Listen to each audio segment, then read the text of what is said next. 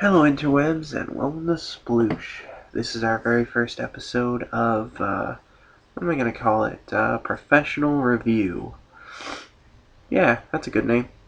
Okay, so today we're going to be reviewing a company called Nintendo.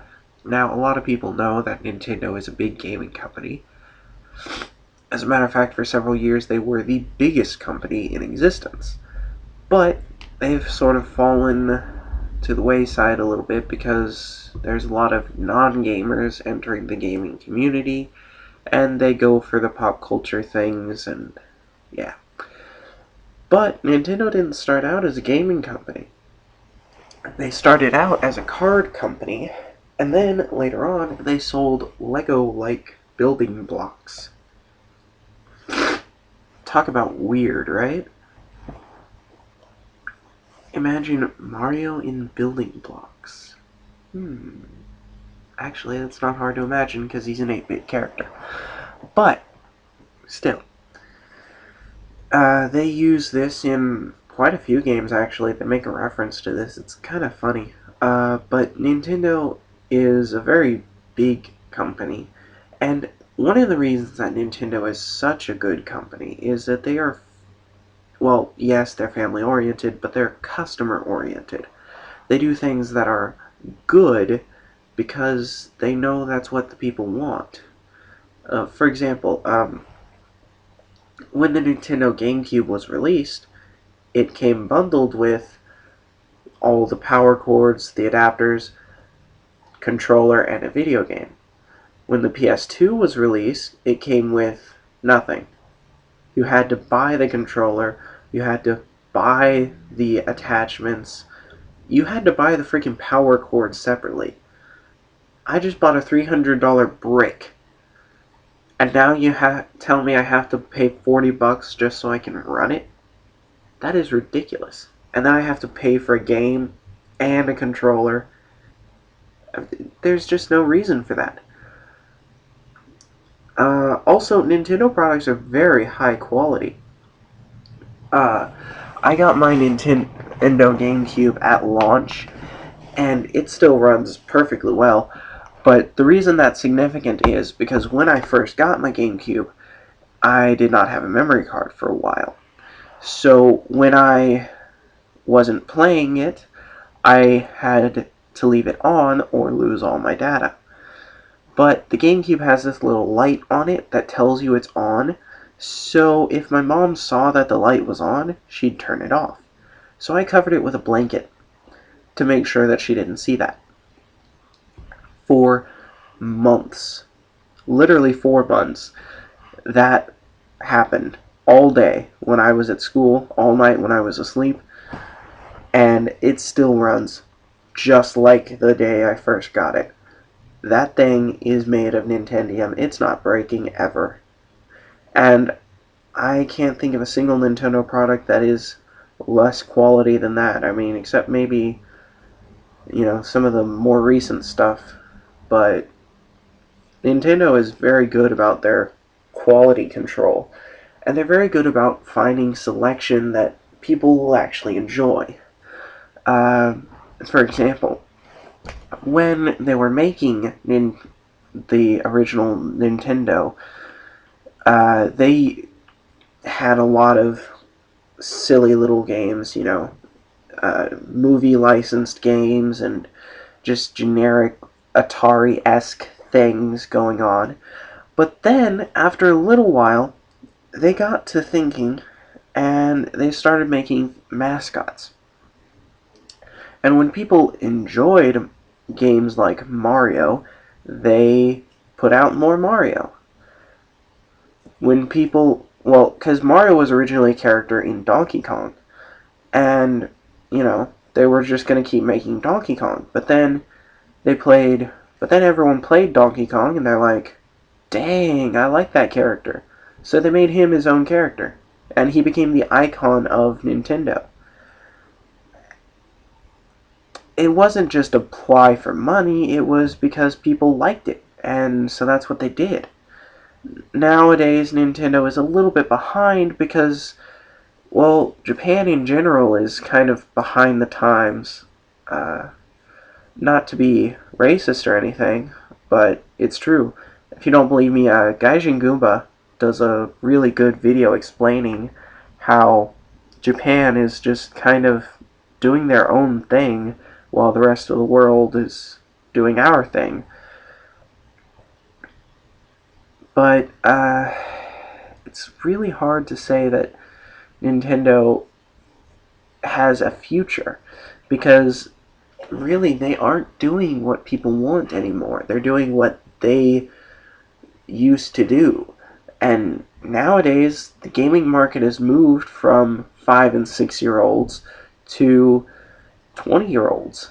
And, I mean, if you're an adult, you want to play an adult game like Call of Duty, which is, oh my god, there are so many problems with that game. But anyway, the point is that Nintendo doesn't really have very many adult games. Even third-party support isn't very, there's maybe one or two rated M titles for the Wii at tops. And, well, I guess they have Resident Evil, which is, but yeah, there's not a whole lot going on there. And so they're losing a big portion of the market because they don't care about that portion of the market. They care about families, they care about children, they care about, well, their grassroots, basically.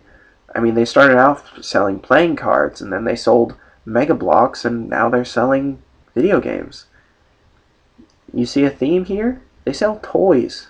They make things for children. And video games are just more lucrative than either of the other two. And they've been doing this for a long time. It's kind of hard to break that tradition. I mean, they sell things for children and they enjoy it. That's what they do. But to the rest of the world, that's kind of a problem because a lot of people don't care about toys anymore. A lot of people, people who used to play video games have now moved on to PlayStation because of games like Assassin's Creed and God of War. I mean, yeah, they have a lot of good stuff on Nintendo, but there's a lot of good stuff on other places too. And so you're not likely to find very many people who are exclusively Nintendo. I used to be exclusively Nintendo, but then I finally picked up a PS3 because all my friends are using it, and I wanted to know what the heck they were talking about all the time. And I gotta tell you, it's a pretty damn good system. I mean, it took a little bit of getting used to because the controller is so much different from anything Nintendo, but it's a pretty good system. Nintendo doesn't incorporate all of the elements that they could with their systems. I mean, they have a lot of unique features, like that weather tracking thing on the Wii, or the fact that they were the first to have avatars on the menu, or motion controls. I mean, Nintendo has had motion controls since the early days of the N64, but no one's really used them. But, it became a really big deal with the Wii when it was completely motion control oriented, and then everyone tried to copy it. I mean, Sony, you're not fooling anyone. We all know exactly what that wand with a ball on the end is supposed to be. It's supposed to be a Wiimote. Poser. But, and nothing against Sony. It's not the first time they've copied Nintendo, and it wasn't the last either. But Nintendo is an innovator, and they need to be more innovative. I mean, they've kind of kept to their roots, and that's pulling them back. In the past, they were the head of everything because they had innovation. The Super Nintendo won out over the Genesis because of Mode 7, which made it so much faster and, better graphics and stuff. The N64 won out over the Saturn or the PS1 because, let's face it, it was a better system.